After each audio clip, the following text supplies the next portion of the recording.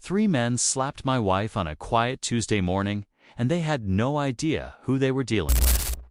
Tactical vests, crooked badges, and fake HOA authority. All a cheap costume for thugs who thought they could intimidate a schoolteacher. With a clipboard and a slap. The sound of that hit echoed through our perfect Florida subdivision like a warning shot. Julia stumbled, but didn't break. 15 years married to a Marine-turned-SEAL had made her tougher than she looked. What those men didn't know was that some husbands are built different. Some husbands carry scars the suburbs can't see. And when I stepped outside, coffee. Still in my hand, the whole street felt the temperature drop. Their swagger evaporated. Their smirks faltered, 'cause they realized too late they hadn't just messed with a neighbor. He'd woken up something trained, something dangerous. Something that doesn't hesitate once the fight starts. Comment your country below. You won't believe how this suburban nightmare unfolded. Tuesday mornings in Florida are supposed to feel like paradise. You know the type, palm trees swaying just enough to look like postcards. Neighbors waving politely while jogging in neon sneakers. Sprinklers shooting perfect rainbows across manicured lawns. The smell of fresh mulch mixed with coffee beans drifting from open windows. That's the brochure version. Our version. A fluorescent yellow notice stapled to the fence like a scarlet letter. Julia, my wife, was kneeling by the tulip bed in her white cotton shirt, the fabric already stained from dirt when she spotted it. At first, she thought it was some kid's flyer, maybe a lost dog or a lawn service ad. But no. When she tugged it free, her jaw tightened. Her lips moved as she read the words out loud, her voice dripping disbelief. Fence height violation. 2 inches above regulation. Unauthorized flag display. Military memorabilia not approved. Compliance required within 72 hours or face escalated enforcement. I sat at the kitchen window with my coffee mug, watching her. Not in a creepy way, in a husband way. The kind of watch where you know, after 15 years of marriage, exactly when your wife is about to lose her patience. And Julia. She was 2 breaths away from teaching the fence a few new curse words. Here's the thing. I fought 3 combat deployments in Afghanistan. Real firefights, mortars, IEDs. The kind of chaos that keeps you awake for years afterward. And I came home thinking life would be quieter. That the wars would be behind me. But apparently, I traded insurgents for HOA board members with rulers and fragile egos. And let me tell you, the enemy fighter at least had the decency to announce when. He was hostile. These people. They hide behind clipboards and regulations. Julia shook her head, muttered, unbelievable. And then, God bless her sharp teacher instincts, pulled out her iPhone. Click record, my wife's smart.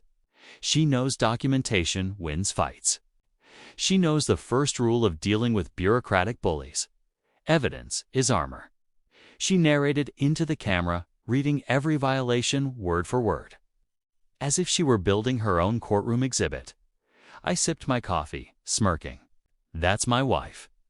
Then, out of the corner of my eye, I noticed shadows stretching across the lawn. 3 men. Striding across like they owned the place at first glance. They looked official. Tactical vests, dark uniforms. Something that sparkled, like a badge. But the closer they got, the faker it looked. Their patches didn't say police, sheriff, or deputy. They said compliance division. Which, if you ask me, sounds less like law enforcement and more like a bad startup that sells diet shakes.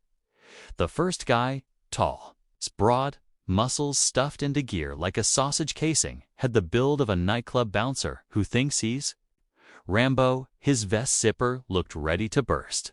His partner, shorter but equally obnoxious, strutted with his chest puffed out, flexing like he was auditioning for a superhero movie. The third one hung back, phone in hand. Recording like this was his big chance to go viral. I raised an eyebrow. From the way they marched up the driveway, you'd think Julia had committed treason instead of planting tulips. "Ma'am, stop recording immediately."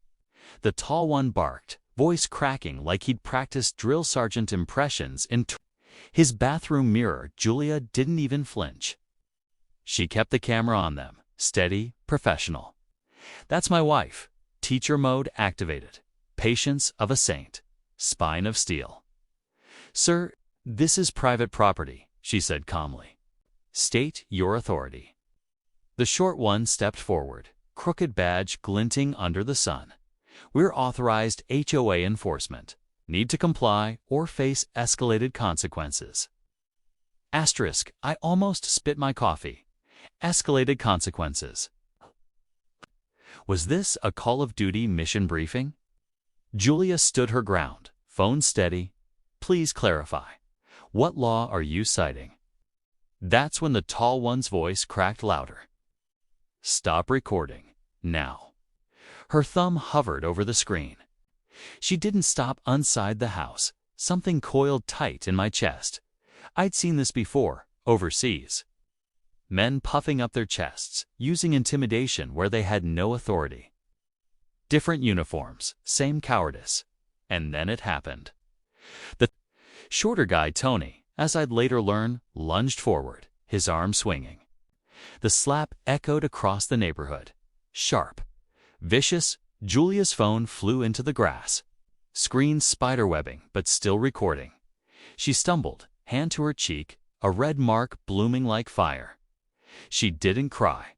She didn't even scream. She just looked stunned, like the whole world had tilted sideways in a single second. And me? 15 years of marriage, and I had never felt rage like that. White hot, blinding. The kind of fury that ignites every nerve in your body. The kind that flips a switch you thought you'd left in a desert. Halfway around the world, I set my mug down, quiet, controlled, the way I used to before stepping out of the wire. The screen door slammed behind me. When I stepped onto that porch, it wasn't Chuck the neighbor anymore. It was something else. Something these three imposters had no idea. They were waking up, because some husbands are more dangerous than others. Asterisk. The men thought they were just flexing on a suburban schoolteacher. But in Chapter 2, they'll learn the hard way that when you slap the wrong wife, you invite war onto your own front lawn. Asterisk. The slap still echoed across the driveway, louder in my chest than in my ears. Julia's phone lay in the grass, screen cracked, cameras still rolling, documenting every second of this suburban circus. My wife pressed her hand to her cheek, her eyes wide but unbroken. Tougher than nails, that's Julia. But shock. Yeah, it was there. 'Cause who expects to get hit by a fake cop over fence height? The tall one, Vince, smirked, puffing his chest like he'd just won something. The shorter one, Tony, shook out his hand like slapping a schoolteacher counted as combat.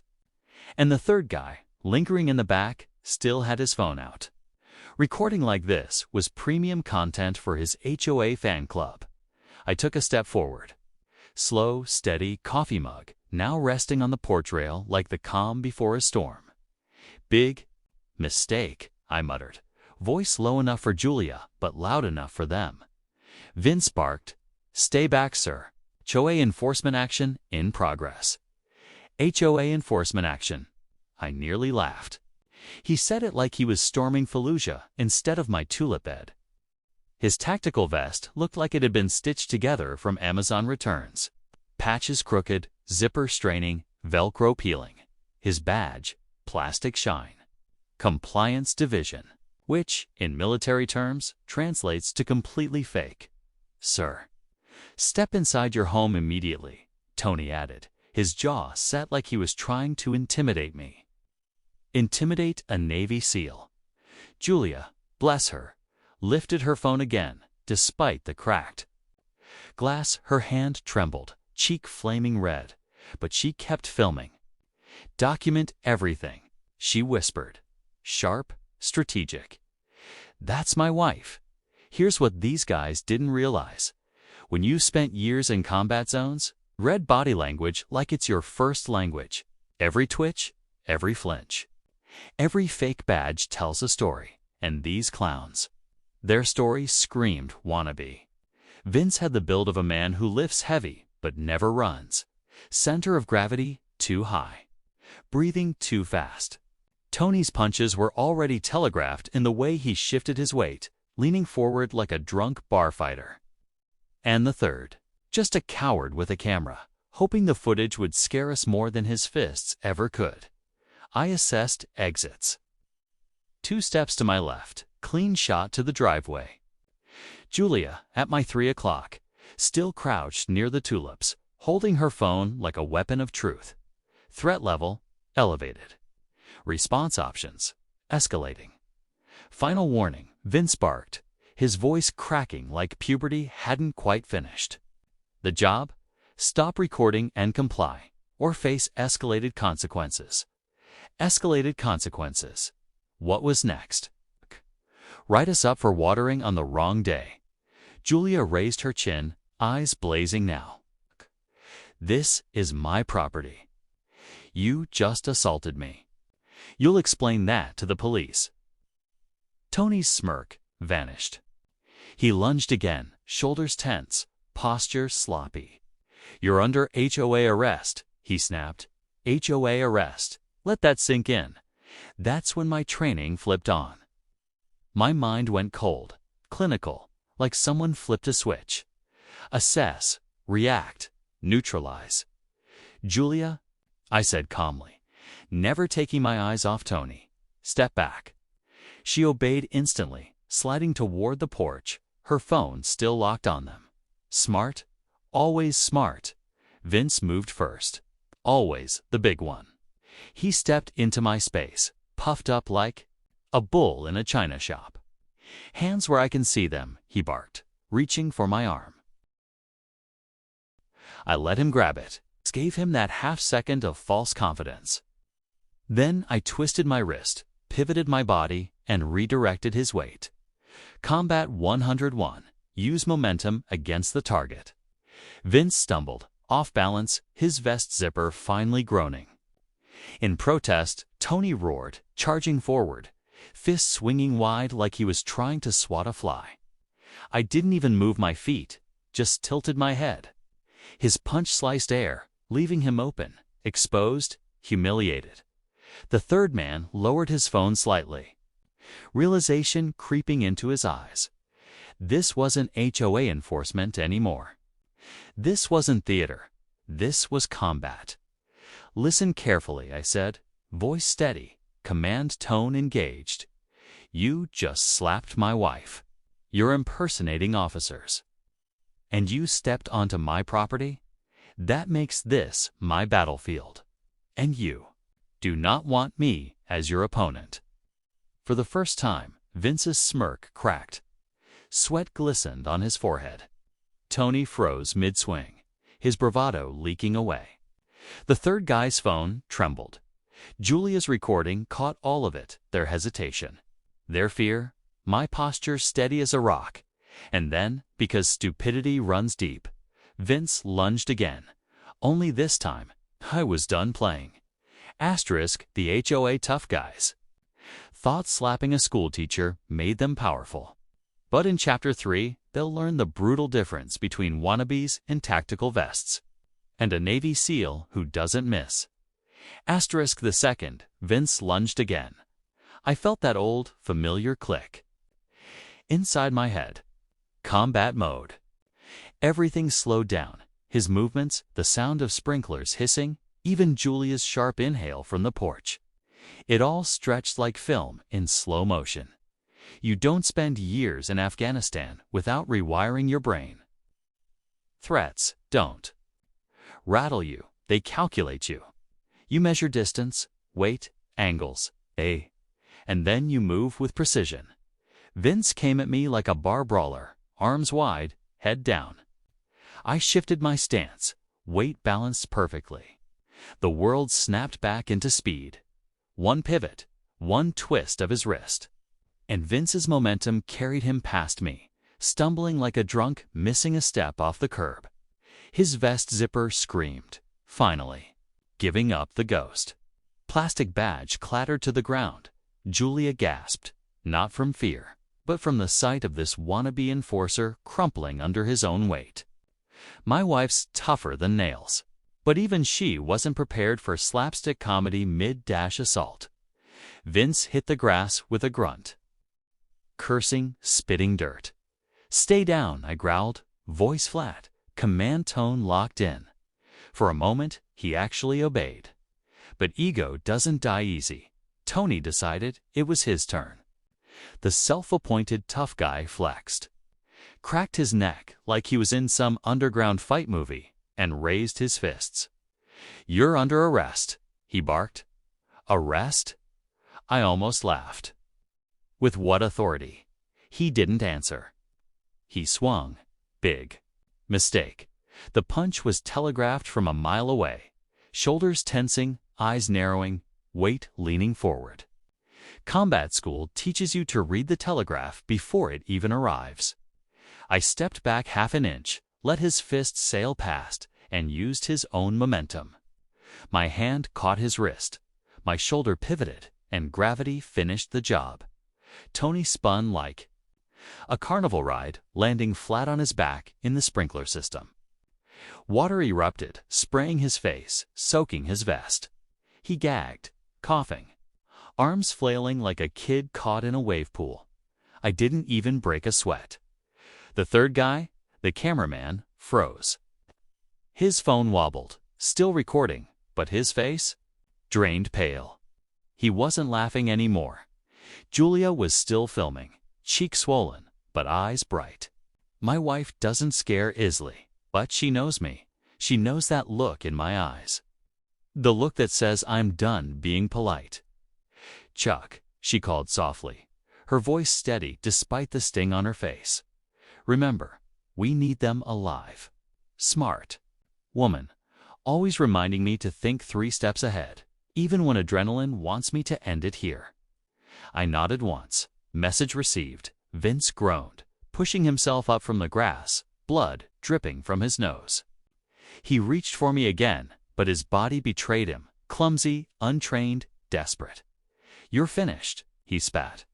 "No," I corrected, stepping closer, my voice dropping to a lethal calm. "You are." I grabbed his vest by the collar, yanked him upright, and whispered so only he could hear. "I'm a Navy SEAL. You just slapped my wife.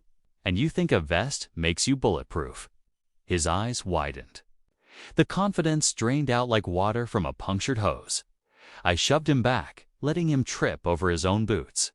He landed hard, clutching his face, groaning. Tony tried to rise, dripping from the sprinkler. Jaw hanging at an angle it wasn't supposed to. He staggered forward, mumbling something that sounded like Urist through swollen lips. I sidestepped, grabbed his shoulder, and guided him straight into the garden gnome Julia bought last spring. The ceramic shattered. Tony hit the dirt with it, groaning like a kid who'd just lost recess. The cameraman finally found his voice. "You're in trouble, man," he squeaked. "We've got this on video." I squared my shoulders, stepping toward him. Collected. "Dangerous * good," I said, eyes boring into his. "Make sure you get the part where I said, 'You assaulted my wife on my property.' Make sure the police see who threw the first slap." He swallowed hard, phone trembling. His bravado cracked. He backed away, nearly tripping over the curb. For the first time that morning, silence fell. No more shouting. No more threats. Just the hiss of sprinklers, the hum of cicadas, and the sound of 2 broken imposters groaning on my lawn. Julia lowered her phone, breath unsteady but proud. "You always did know how to make an entrance," she muttered. Half smiling despite the red mark on her cheek, I gave her the faintest nod, but my eyes never left the 3. Years of training drilled into me one rule: never turn your back on a threat, because these men might have been fakes, but someone sent them. And that meant the real fight wasn't over. Asterisk. The silence didn't last long. You'd think after two men hit the dirt, one dripping wet and drooling through a crooked diety, jaw, the other holding his nose like it was a broken faucet, they'd stay down.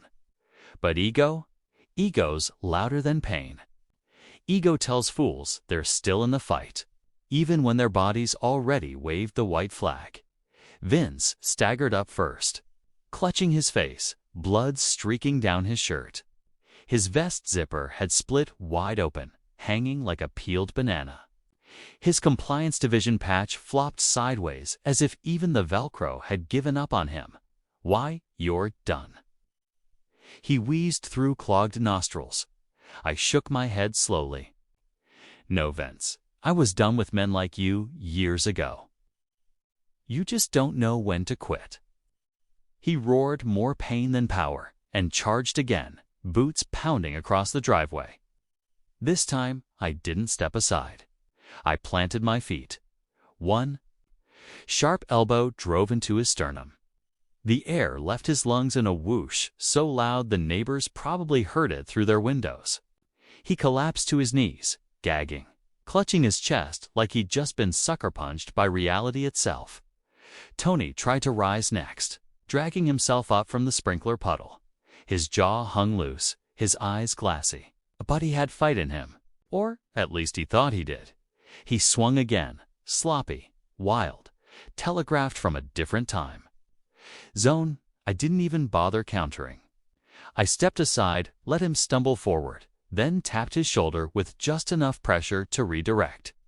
His weight. He face-planted into the flower bed Julia had planted last spring. Tulips flattened. Soil sprayed. Tony groaned, muffled, spitting dirt. Julia sighed from the porch. Those were my best tulips. Sorry, honey, I muttered. Collateral damage. The cameraman still hovered, phone trembling in his hand. He wasn't filming for intimidation. Anymore, no. This was self-preservation. His wide eyes screamed.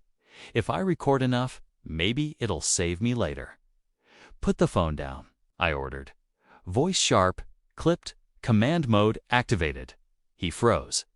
Didn't lower it. Didn't raise. It just stood there, shaking like a rabbit caught in headlights.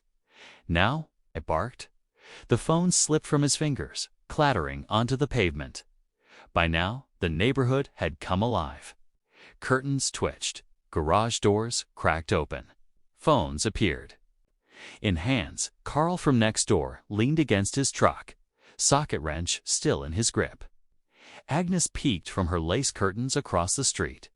Mrs. Rodriguez paused mid-hose, water spraying onto her driveway, and every single one of them had the same look, shock mixed with satisfaction. Because for years, Jennifer Allen's HOA goons had ruled this block with clipboards, threats, and fines. And now, in broad daylight, they were getting dismantled on my front lawn. Vince wheezed on the grass, muttering something about lawsuits. Tony tried to spit a threat, but it came out as gibberish through his jaw. The cameraman looked like he wanted to vanish. I stood over them, breathing steady, posture relaxed. Combat training wasn't about rage, it was about control, and I had it. They didn't. Listen carefully, I said, raising my voice just enough for the neighbors to hear. You came onto my property. You slapped my wife. You impersonated officers, and you thought fear would keep us quiet. But here's the thing. I crouched low, meeting Vince's bloodshot eyes. You picked the wrong house and the wrong husband. He flinched. His bravado was gone. He knew it. I knew it. And so did the crowd now gathering at the edge of my yard. Tony groaned from the flower bed.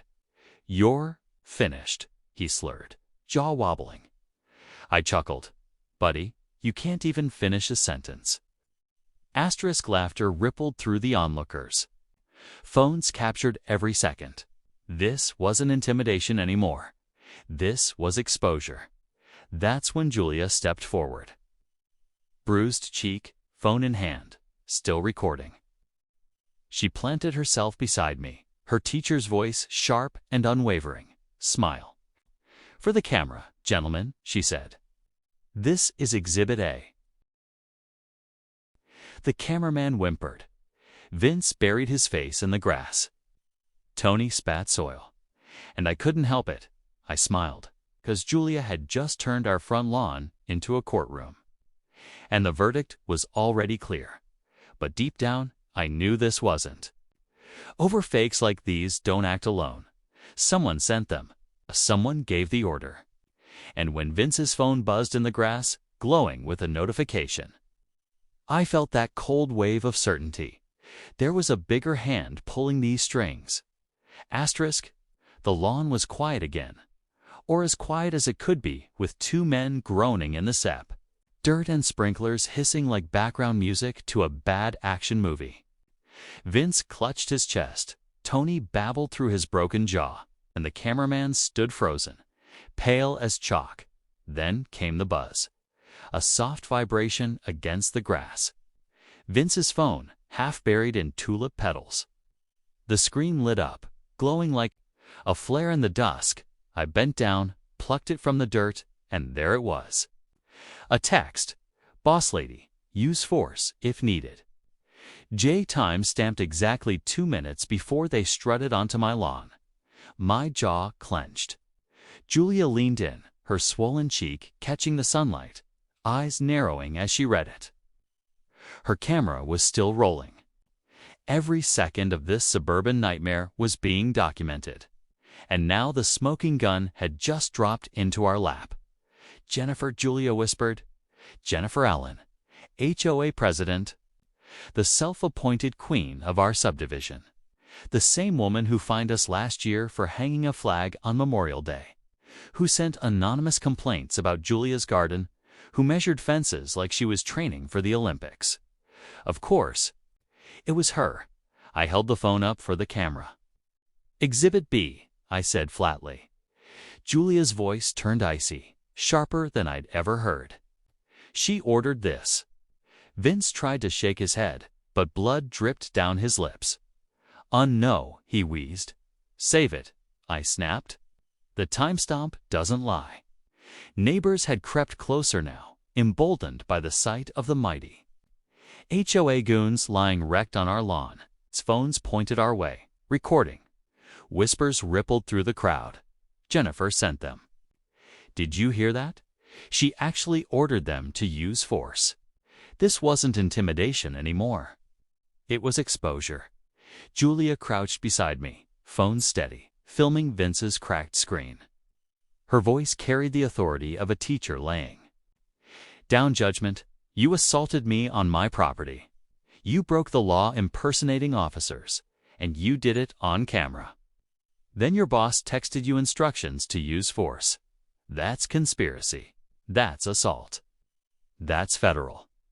Her words hung in the humid Florida air, heavy as thunder. Tony groaned, something that sounded like misunderstanding. But with his jaw unhinged, it came out garbled. I shook my head. "No misunderstanding here, boys. Just evidence." The cameraman finally found his voice, thin and shaky. "You can't prove. Shut up." I cut in, holding the phone up.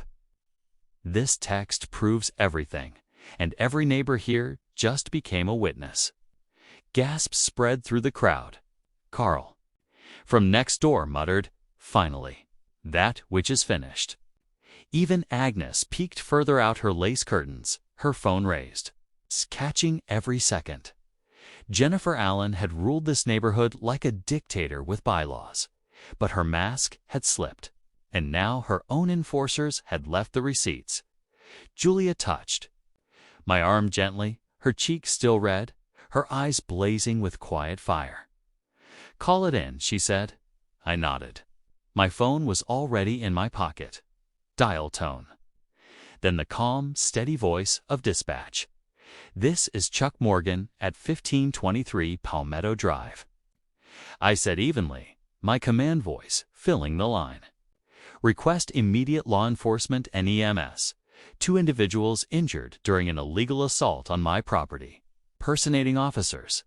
Evidence in hand. Multiple witnesses present. The dispatcher's tone shifted instantly. Units en route. Stay on the line. I ended the call, slid the phone back in my pocket, and stood tall over the wreckage on my lawn. Vince whimpered.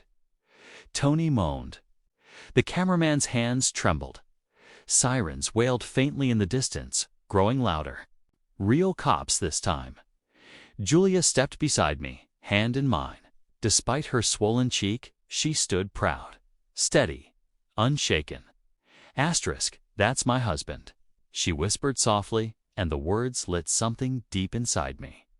Pride, fury, love, all woven. Together, neighbors were whispering now, louder than before, their phones capturing every angle. Did you see that text? A Jennifer's cooked. She ordered this herself. And just like that, the street theater had turned into a courtroom. Evidence, witnesses, a record too damning to bury. Vince groaned again, clutching his ribs. You'll regret this, he spat weakly. I crouched down, meeting his bloody eyes. Controlled, dangerous. No, Vince, I said quietly. Jennifer Allen will regret this. And when the cops see that text, your boss is going down with you. The sirens grew closer, flashing red and blue, bouncing off manicured driveways. Julia lifted her phone, catching it all. This wasn't just a neighborhood spat anymore. This was assault, conspiracy, and impersonation of officers. Jennifer Allen had declared war on my family, and she had just lost her first battle. Asterisk, the sirens grew louder until the whole street shimmered with flashing red and blue. Our quiet Florida subdivision, usually filled with joggers, sprinklers, and HOA notices, now looked like the set of a crime drama. 2 patrol cars rolled up, lights, painting palm trees in warning colors. Real officers stepped out, not in Halloween costume tactical gear, but in crisp uniforms. Professional posture.com authority. The difference was night and day. The first officer scanned the scene. 2 grown men sprawled in the dirt, one soaking wet with a jaw hanging sideways, the other wheezing and clutching his chest. A third man stood trembling, phone abandoned on the curb. And me, standing steady, arms folded, Julia beside me, camera still rolling. What in the hell happened here? The officer asked, voice clipped. I stepped forward, calm, controlled. Illegal assault, impersonating officers. Ordered directly by HOA President Jennifer Allen. I held up Vince's phone, screen glowing with the text. Boss lady, use force if needed. J. The officer's eyes narrowed. She actually texted that. Julia lifted her phone. All of it's on video. The second officer crouched beside Tony, who moaned something unintelligible. This one's gonna need a medic, he muttered. He turned to me. Did you do this? They slapped my wife. I said simply. I responded. The officer studied me for a long moment, his gaze dropping to the faded Marine Corps shirt stretched across my shoulders. He gave the faintest nod, respect, understanding. That's when a new voice sliced through the humid air. What is going on here? Jennifer Allen. She stormed down the sidewalk in her tailored blouse and pearls. The self-appointed queen of Palmetto Drive. Clipboard clutched like a scepter, lips pinched into her trademark sneer. She looked ready to hand out fines for the flashing. Lights alone, officer, she barked. These residents are in violation of multiple HOA codes. You need to remove them immediately. The cop raised an eyebrow. Ma'am, your men are on the ground in tactical vests. Those are compliance. Officers, she snapped, authorized to enforce community standards. I stepped forward, holding up Vince's phone. Authorized by this. The screen still glowed with her message. Every neighbor saw it. Every phone recorded it.